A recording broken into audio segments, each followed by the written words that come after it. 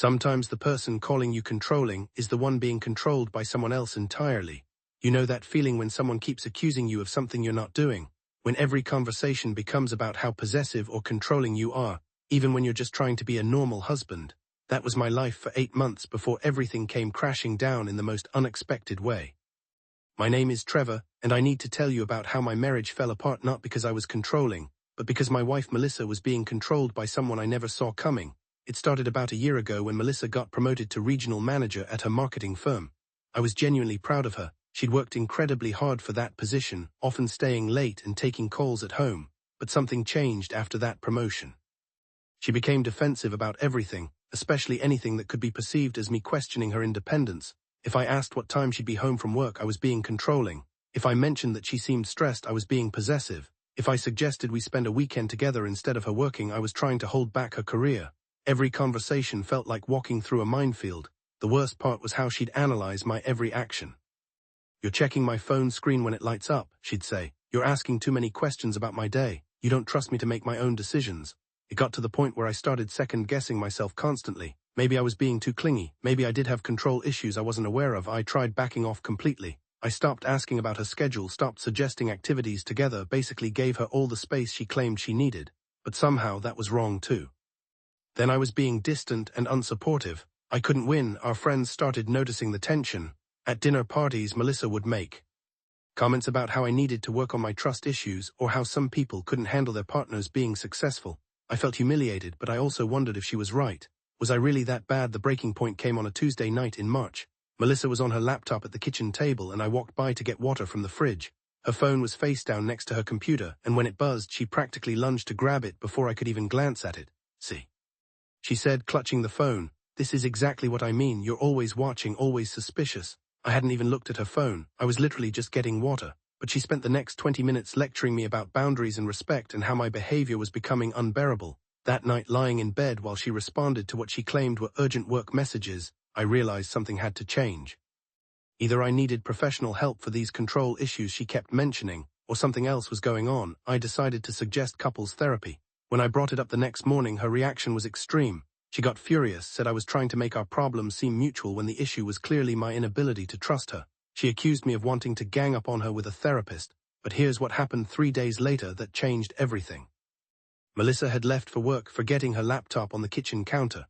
Her phone was connected to it, and when I moved the laptop to plug in my own charger, the screen lit up with a notification preview. It wasn't from a client or colleague. It was from someone named Brandon Hoffman, and the preview text made my stomach drop. "Tonight, same as usual, wait for my signal before." I stared at that screen for probably 5 full minutes. My hands were actually shaking.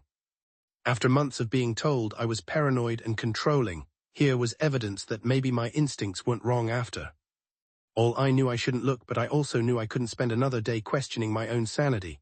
I opened her messages. What I found wasn't just cheating. It was something that made all of her accusations suddenly make perfect, horrible sense. Brandon Hoffman was her boss, the regional director who'd given her the promotion. But these weren't workplace messages or even typical affair texts. These were instructions.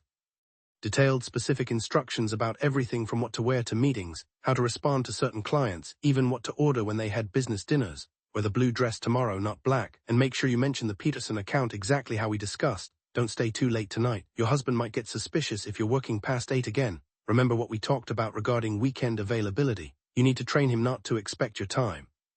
That last one hit me like a punch to the chest. She'd been training me. All those accusations about being controlling, they were coming from someone who was literally controlling her every move and teaching her how to manipulate me in the process. I kept reading, and it got worse. Brandon had been coaching her on how to make me feel like the problem in our relationship. He'd told her to accuse me of jealousy whenever I asked normal questions. He'd suggested she make me feel guilty for wanting to spend time with my own wife. There were messages about their physical relationship too, but what disturbed me more were the psychological games. This man had convinced my wife that being controlled by him was empowerment, while any normal behavior from me was oppression. The most sickening part was a message thread from 2 weeks earlier. "Brandon, how's the husband situation?" "Melissa, better. I think he's finally backing off. He barely asks about my schedule anymore." "Brandon, good, you're learning. Men like him need to be trained gradually. Too much. Push back at once and they get suspicious." "Melissa, I actually feel bad sometimes. He's not really controlling." "Brandon, that's the old you talking. The new you understands that any man who questions your choices is trying to control you. I'm the only one who gives you real freedom. I screenshot everything before I lost my nerve. Then I sat in my kitchen staring at my phone, realizing that my marriage had been a lie for almost a year. When Melissa came home that evening, she was different, happier. She actually suggested we order takeout and watch a movie together. For a moment, I almost convinced myself that maybe I'd misunderstood what I'd read. But then her phone buzzed during the movie and I watched her face change completely. She glanced at the message and suddenly became cold and distant. "I need to take this call," she said, stepping outside. Through the window, I could see her pacing and nodding like she was receiving instructions. When she came back inside, she announced that she had to work late the next few nights and probably the weekend too. The old me would have said okay and felt guilty for being disappointed. The new me, the one who knew the truth, just nodded and said, "Whatever you need to do." Over the next week, I consulted with a divorce attorney and had copies of all the evidence professionally prepared. I also did something Melissa's boss probably wasn't expecting. I researched him. Brandon Hoffman was married with 2 teenage daughters. His wife Jennifer worked as a pediatric nurse and coached their daughter's soccer team. She had no idea her husband was playing psychological manipulation games with his employee. I wrestled with what to do with that information for days.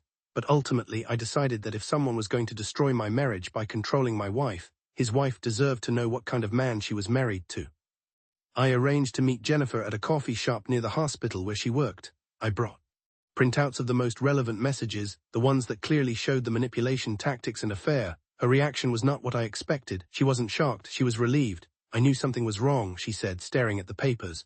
"He's been acting strange for months and our marriage has felt off, but I couldn't put my finger on it. This explains so much." We talked for over an hour.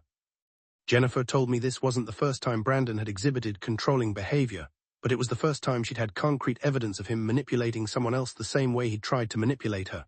That evening, both of our worlds changed simultaneously. Jennifer confronted Brandon at home with the evidence.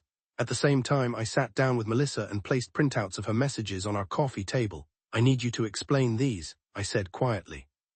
I'll never forget the look on her face. It wasn't guilt or embarrassment, it was fear. Not fear of losing me, but fear of disappointing Brandon. Even caught red-handed with evidence of her betrayal, her first instinct was to protect him. "You violated my privacy," she said. "You had no right to look at my personal messages." "Melissa," I said, "do you hear yourself? You've spent months telling me I'm controlling while letting another man control every aspect of your life."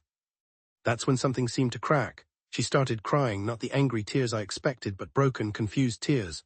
"I don't know what happened to me," she whispered. "I don't know who I became." We talked until 3 in the morning. Melissa told me how Brandon had gradually convinced her that independence meant never having to answer to anyone except him. He'd made her believe that my normal husband behavior was oppressive while his actual control was liberation. "He made me feel special," she said, "like I was finally becoming the woman I was supposed to be, but I wasn't becoming myself, I was becoming what he wanted." The next morning we learned that Jennifer had filed for divorce and reported Brandon's behavior to his company's HR department. By the end of the week, he'd been terminated for inappropriate conduct with a subordinate. Melissa and I tried counseling, but the damage was too deep.